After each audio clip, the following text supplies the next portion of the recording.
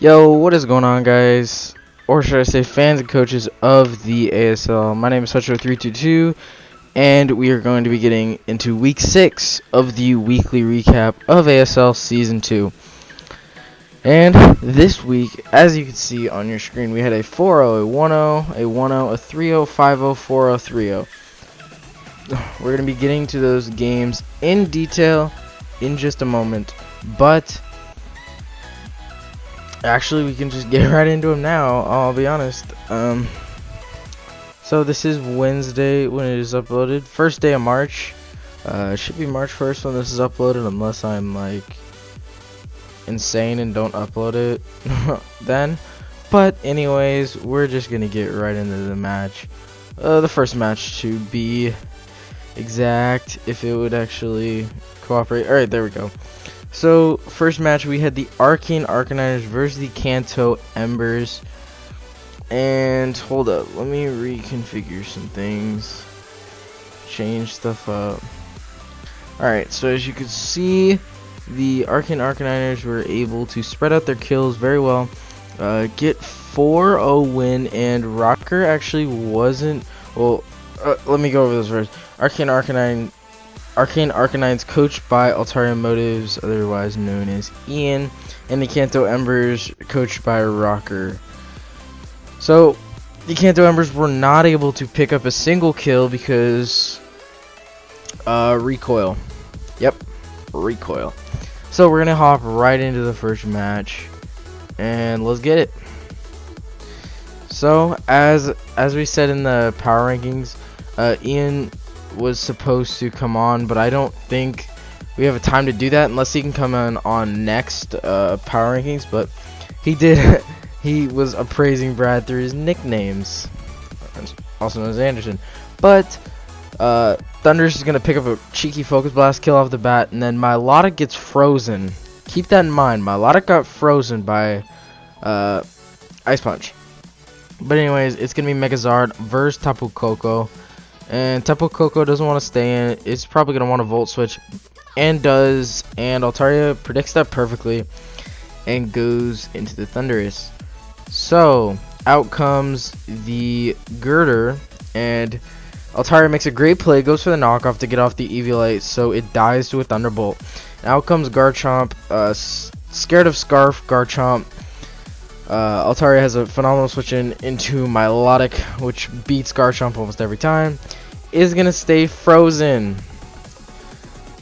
Keep that in mind. So Garchomp, Rocker getting greedy here, goes to the second Swords Dance and freezes the Garchomp, and the Garchomp does not thaw out, and that's gonna be a kill for Milotic. To be honest, don't mind that. But to be honest, that really didn't matter, because they both got frozen, and if Rocker wasn't greedy on it, he would have just got the damage anyways. But Altaria is going to make a phenomenal play, go for the Toxic, and bounce it back to the Vaporeon. We're going to have a Poison Bulu and a Poison Vaporeon sitting on the field. Bulu wins this, Okos with Horn Leech. So, that's Bulu being Bulu. And out comes Koko against Bulu. And since we're playing on custom games, Rocker can use the shiny Koko. So out comes Thunderbolt from the Thundurus. Is gonna die to Life Orb. So Brad, I hope you love every one of these nicknames. I'm pretty sure everyone gets shown.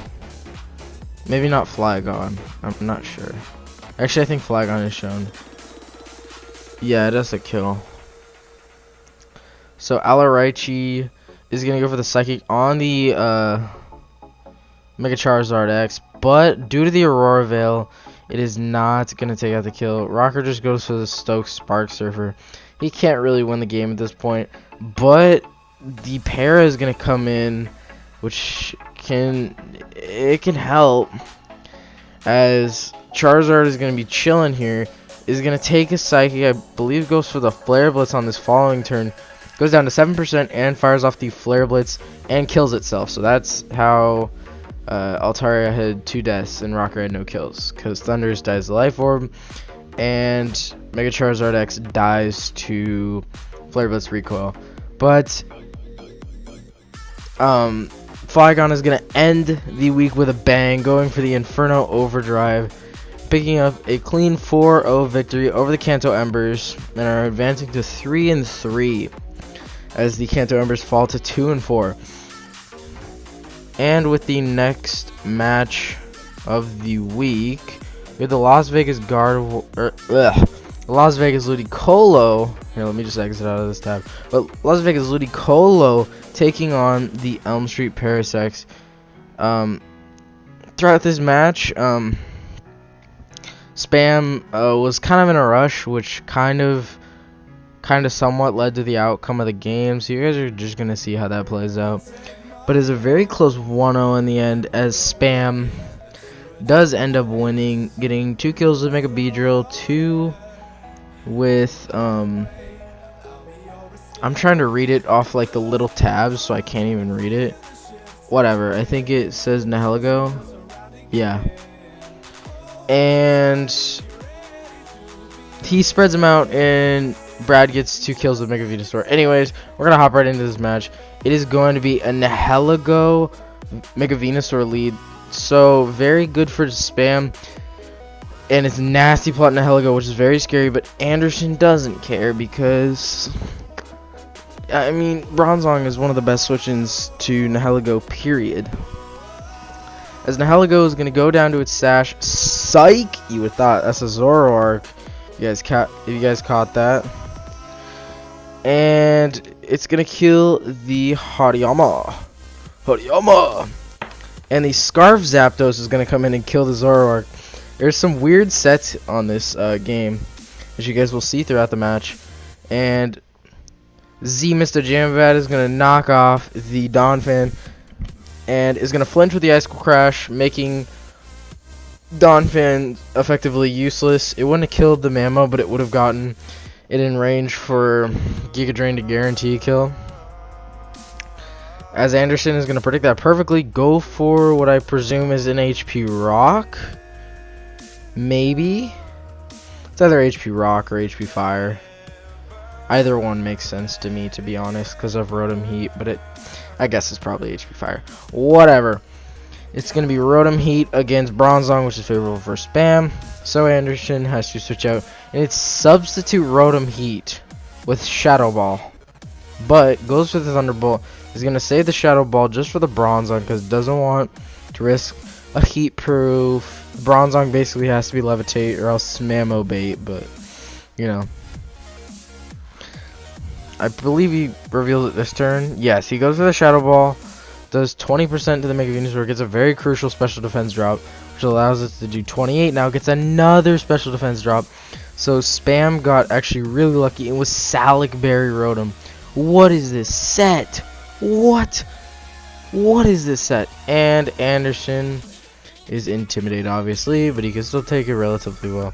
Doesn't want to take an extreme speed, but Anderson does a great job bluffing that. Goes for the Morning Sun. I don't know if he tried to bluff it, but it worked out in the end. As it is, Levitate Bronzong, as I said, or else it's Mamoswine fodder. So Mega Venusaur comes out, takes the Earthquake, goes for the Synthesis, which is very good for Anderson, since Mega Venusaur does play a very crucial role in this match, as it can get back up. And Nihilego is going to come out on the Mega Venusaur. And the Sludge Wave is very good. That's why Anderson went to Bronzong, but Spam is going to make a perfect read. Go out of the Rotom Heat. And it's going to go for the Shadow Ball on the Arcanine. Arcanine could sit here all day in Morning Sun, but wants to just go for the Flare Blitz.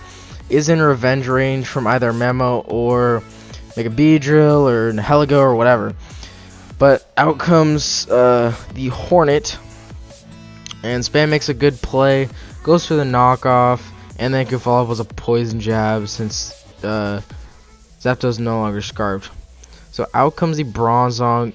U-turn is so powerful. Anderson's only swapping for a U-turn is Arcanine, but he risks a Drill Run. So Spam makes a pretty good play into Skarmory, and Anderson has to double out. Out comes Nihilego, goes to the Power Gem on the Arcanine. Down goes Arcanine. It is Bronzong and Mega Venusaur against the world. And out comes Skarmory on the Bronzong, since it basically walls it for the most part. Bronzong can only get up rocks, and Skarmory just whirlwinds, because now Mega Venusaur goes for the HP Fire. And Spam can just go for a couple Brave Birds to wear it down. It's hard to get it into Mammo range because Anderson wins this stall war, because I'm pretty sure HP Fire kills here. If not, it's very close to killing. But Skarmory is just going to set up the spike. Doesn't really matter for the Bronzong, but if he can force out Venusaur and get it back in, these spikes are going to be very crucial to help take this Venusaur down. So he has to pressure the Venusaur here. So he goes into his Nihilego, which baits in Bronzong. So he will get those spikes damage off. And Nihilego is going to go for the Psychic. And not do anything because it's 4 times resisted. But out comes the Memo, which can't really do much to Bronzong other than a knockoff, which absolutely baits out Mega Venusaur. And Spam goes for the knockoff. That was really his only play. Anything else doesn't make sense. I mean, I guess he could make the wild prediction that he's going to go into Venusaur because it was kind of obvious, but if he catches the Bronzong, it's basically donezo for Anderson. So as you can see, Anderson is going to put these turns, dial them up. He's going to go for the Giga Drain, and is going to be sitting at 65%. I believe it takes a Sludge Wave, but it does not take a Shattered Psych, and that is exactly what Spam had all along for this thing. Waited for the perfect moment to use it, and down goes Mega Venusaur. So now it is Bronzong, and Heligo only has to get chip damage off on it, and then Mega Beedrill would win with the knockoff. And that is exactly what is going to happen here, ladies and gentlemen. Mega Beedrill is going to come in and kill the Bronzong to win it for the Las Vegas Ludicolos, who've been on quite a tear lately. 2-game winning streak, beating both Anderson and... who did they beat last week? I don't even remember, but I'm pretty sure it was someone that was decently high up in standings. So they've really been on a roll this week. They're really finding their team. So next up for the third match is the Amsterdam Alakazams versus the Milotic. And the Amsterdam Alakazams coached by Commander Mylan, and the Milotic coached by Static G0703 on Showdown, but it's 703 on his YouTube channel. But anyways, it was a very close match, another 1-0, and Static really put on the pressure with Alolan Marowak. That is why it is one of the weekly heroes, as it picked up 3 kills, and you'll see just how clutch this thing comes in. As you can see, Mylan is rocking the purple-pink squad. That's actually some amazing color coordination. Purple, purple, purple, purple, pink. That's actually phenomenal. And then Cobalions just showing here, like, what's up, man? What's up? Alright, anyways, we're going to hop into this match. It's going to be a Landorus Cobalion lead. Static is going to go for the Gravity right off the bat. I love this Lando set because it makes everything take an Earthquake, no matter what. I don't even think Air Balloon saves you, as Static is able to pick off 2 kills right off the bat. Not sure why Mylan, is running the Protect, but Static gets to pick up 2 kills. Landorus is death fodder at this point, but he got rid of Nidoking, and he got rid of Mega Diancie, which is very big threats to him. Especially Nidoking with certain moves can actually sweep his team, but Mylan is going to go for the Grass Knot on the Rhyperior and pick up a kill, which is, it didn't really stop anything. It beats, it would beat Tornadus otherwise if it doesn't have Grass Knot, but out comes Caesar, and it's gonna take the the Hurricane well, and Mylan has to switch out, or else he loses his Tornadus regardless. As Static just went for the Bullet Punch. If he has Roost, he probably should have gone for that, just because he would have died to Life Orb anyways. So even a U-turn, he would kill himself, I'm pretty sure. But anyways, Static is gonna get on out of here. Has the light screen up, so Old Spice can come in and do what it do. And Cobalion can't really do a thing about it. Is gonna go for the low kick And Hydreigon's going to happen to come out and is going to pick up a really good kill. Milan is going to double out into the Cobalion. Static does not care. It's going to go for the Flare Blitz and knock it out. So out comes the Landorus just for death fodder, just to see what the Mismagius does if it's choiced, and is going to swap out, go into the Tornadus. And Static makes a very good play, goes for the Glare to get it paralyzed, so Scizor can do more work. As you're going to see, Scizor doesn't do any work, actually, since it dies. But out comes Celebi. And this Celebi is going to be dodging and weaving all turn. All game. Alright, let's count. That's 1 miss for Milan. That's 2 misses for Milan. Ooh, down goes Tornadus. Down it goes. So, very, very unfortunate on Milan's part, but it was kind of hard to break through that. It's missing moves, but the Mismagius is going to set up a Nasty Paw, go for the Shadow Ball, and out comes Smeargle to basically seal the game and allow Alolan Marowak to outspeed and body it with a Shadow Bone. And that is why Alolan Marowak is one of the weekly heroes, as it picks up 3 kills and 0 deaths, and ultimately wins the game for Static in the Inner Milotic. So, moving on to the next match is the St. Louis Swablus taking on the Phoenix Flygons. Malone coaches the Swablus, and Keister takes on Keister coaches the Phoenix Flygons. It is a 3-0 in the Phoenix Flygons' favor, and Keister has finally gotten a win after a little bit of a dry streak, but Malone has been on a little bit of a downhill slope, but his team is very good. So he's played 2 very good teams that have stopped him. So I believe Seismitoad is one of the team weekly heroes for this week. And yeah, you guys are gonna see just how crafty Keister's team building can be. So we're gonna hop right into this match. It is going to be a Clefable Drapion lead, which is very favorable for Malone. And Keister gets to go into basically the dedicated switch in being Torkoal, since Torkoal is so physically defensive. Even with an item, and only did 23, 24 to the Torkoal. And Malone is going to set up the double T spikes, since the only way to get rid of it is defog with Crobat. And Keister is going to get a very crucial Toxic on the Cresselia, which allows it, or yeah, he has Torkoal to spin, but yeah. It's very nice that he got the Toxic on the Cresselia, because it can't, if it's sub Calm Mind, it can't just sit there and just does what it does. He can swap around and whatnot. But Druddigon is going to be weakened down very much, and you are going to see what kind of set this Seismitoad is. So out comes Togekiss, and Seismitoad is going to go for the Power-Up Punch, making it +1 attack. And Togekiss is going to go for the Defog, as Seismitoad goes for the Ice Punch, does not knock it out, but will knock it out on the next hit. Cresselia is going to come out here. Seismitoad goes for another Power-Up Punch, and is a +2 attack, and can do a lot of work here. Cresselia goes for the Toxic, so Malone basically can't get swept. Knockoff, I'm pretty sure that would have killed anyways. I don't really think that mattered. It's a +2 Seismitoad. And Earthquake's going to come in from Drapion. And Seismitoad already has 2 kills right off the bat. And out comes Party Hat. He's going to live a Dazzling Gleam. No prob. He's going to go for the Ice Punch and take out the Togekiss.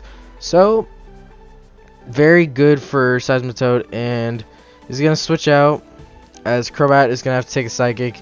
And I believe it was Scarfed Shandy, because out comes Metagross, and Shandy switches out. Free Earthquake for Keister, as Malone's going to sack his Drud. And Malone is going to try and make the hardcore prediction that Infernape is going to come out. Does not land the prediction. And it's Tux against the world. And D-Dance is going to come up. Obviously, Waterfall is not going to hit as hard because it's in the sun. Gator does not care. It's going to go for it and murder the Torkoal. Now I don't agree with this play by Keister. If he would have just close combated, I think he would have had a chance. Close combat plus Mach Punch would have knocked it out anyways. So I don't really understand that play. But I believe this is unaware Clefable, and it just gets to come in here and just laugh at this Feraligatr. And it's not going to get flinched at all. If anything, Seismitoad was just chilling there. Actually, no, I think Metagross might have lived a crunch. But anyways, Keister is going to win 3-0, and that is why Seismitoad is one of the weekly heroes. And I'm already having flashbacks.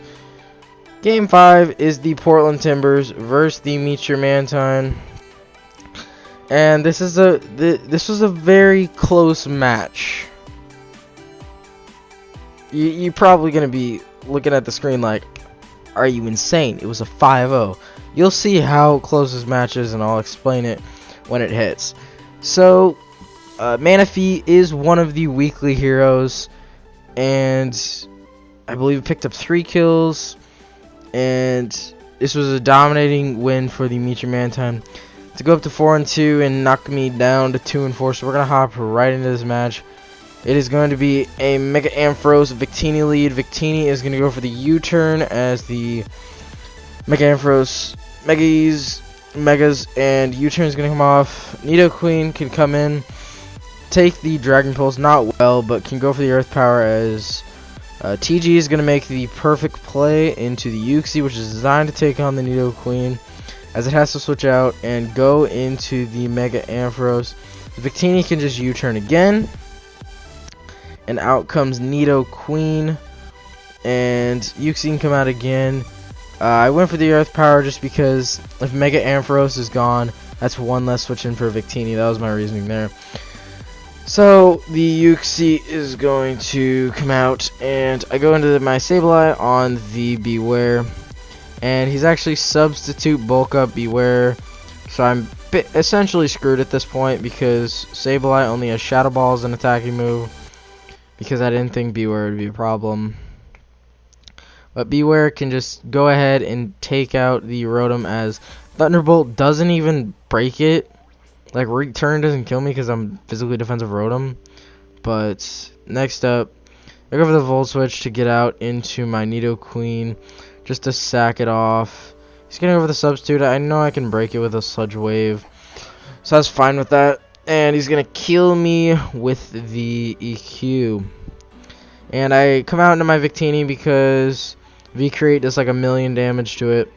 It actually 2KOs the Mega Ampharos as well. So I could just do this. Kill the Mega Ampharos on the V-Create. I believe he goes out into Manaphy here, as he does because he knows that I'm banded. And I can go into my Cryogonal, which is max special attack, max special defense to take on a +3 Manaphy. Go for the Freeze Dry.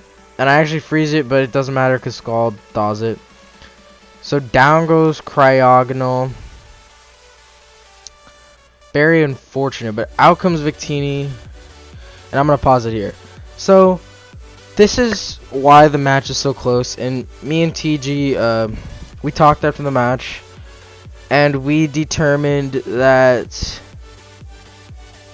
this might not have changed the match.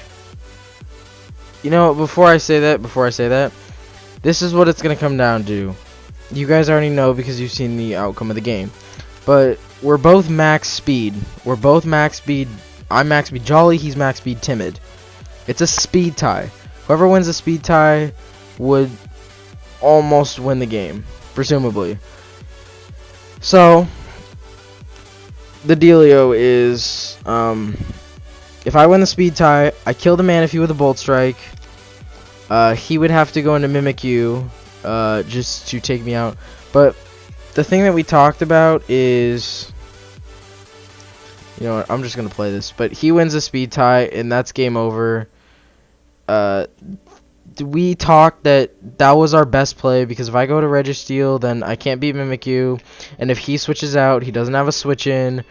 So I just Thunder Wave to just hope for the best. But honestly, Victini, I don't think it had enough switch-ins to kill everything.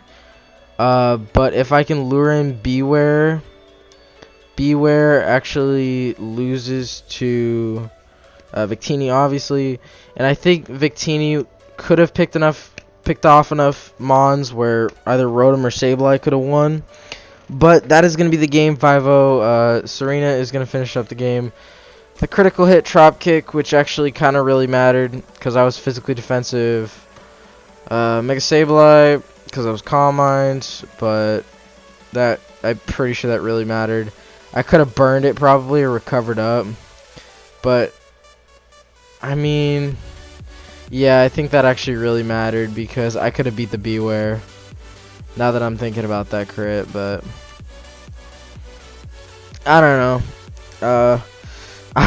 Of course, I'm still salty about the match just because I lost due to a speed tie, and I've lost matches due to speed ties before. But anyways, the Mantine and TG with Coach Raver are gonna pick up the W of the Portland Timburrs, and that was that. And oh, before I click over, you know what? I'll just bring the replay over. Hold up. I didn't mean to do that. I was just trying to click it. Okay, so if y'all have been waiting for this, let me let the stats load. Check it out, baby. The Winter's Weaviles have finally fallen. Finally. So there will be no undefeated team in Season 2 of the ASL, as Larry is going to stop the juggernaut of the ASL in a 4-0, which is a very powerful win. As you can see, Crook was one of the weekly heroes. It got 5 kills. You're gonna see just how much work it put in. Hold up. I want to see why it's playing sound, and I want to stop it from playing sound. Okay. There we go. So it was a Mesprit and Gengar lead. Mantine just gets to come out on the Gengar, even if he has Thunderbolt for the Mantine. Larry wants to scout for that, as to be honest, Crook really does beat Gengar pretty effectively, barring Focus Blast and Dazzling Gleam. But Vish even said during the match, the damage calc screwed him up because he was doing the Levitate Gengar calc, and he's like, oh, it doesn't do anything. And yeah. Yeah. He's gonna die. So the Jolteon's substitute is gonna come out.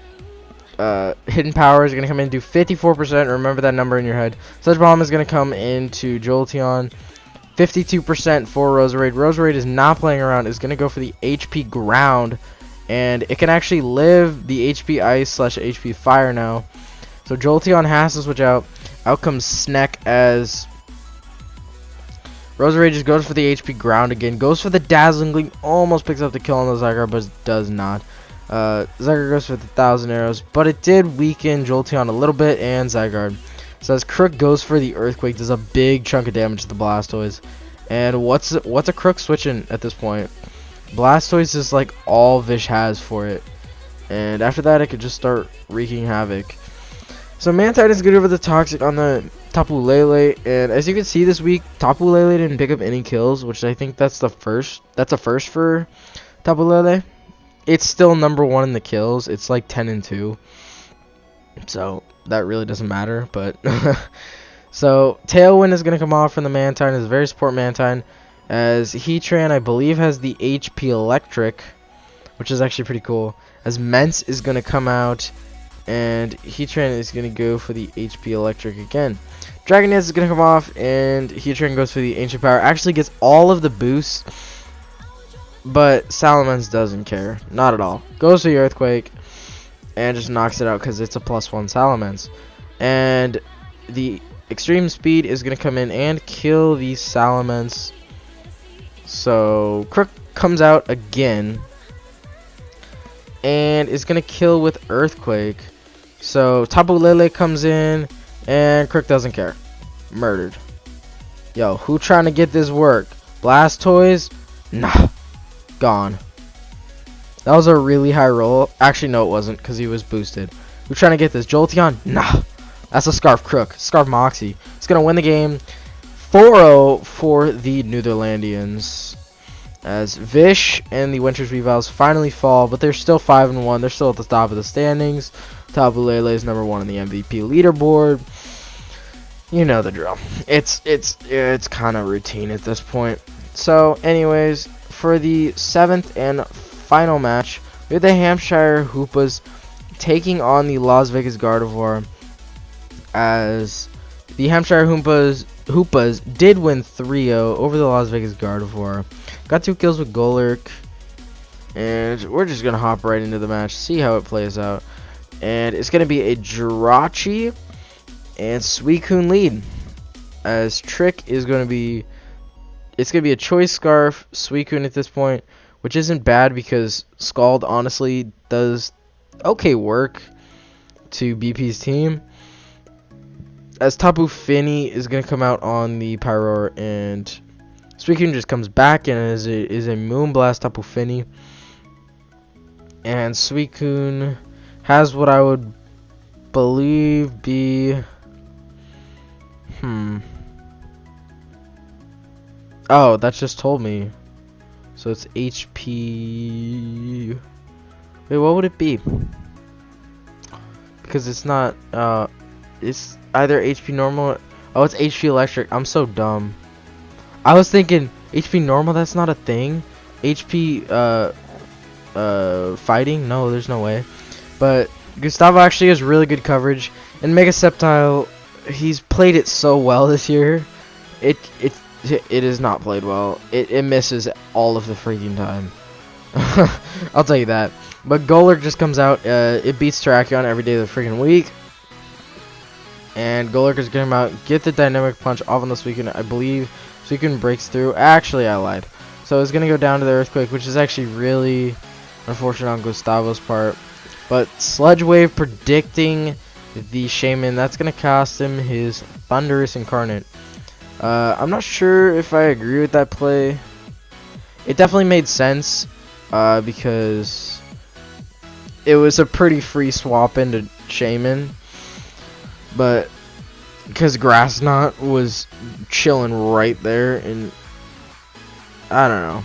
But anyways, Helios is going to set up the Quiver Dance, but BP has the coverage, goes for the HP Rock to 67%. Without that special defense boost, I think Valk would have went down. A Flamethrower is going to come off, not the Fiery Dance, actually. As Flamethrower is going to do so much to Jasper, the Kyurem Black, but it's Pyro against the world. Like in a lot of scenarios, it's going to go for the Heat Wave, take out the Kyurem Black. Gustavo's actually used Pyroar pretty decently this year, I'll be honest. It goes for the Heat Wave. It really didn't matter that it missed. It was game. At that point, he was choiced Pyroar.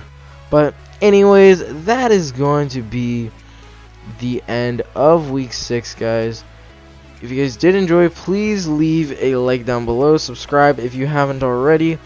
And we will be back with you guys on Friday for the power rankings. Hopefully it's Friday. If not, it'll be sometime on the weekend. But again, hope you guys did enjoy. Definitely leave a comment down below if there's like any suggestions of what we should do better. It's like better this, whether it's like graphics or displaying stuff, or I don't know. To your heart's content, just please make sure it's like realistic, or else we just simply can't do it. But anyways, I'm gonna stop rambling. I'm gonna get the heck out of here, and I will see you guys in power rankings. This has been week 6 of the weekly recap, and I will see you guys later. Goodbye.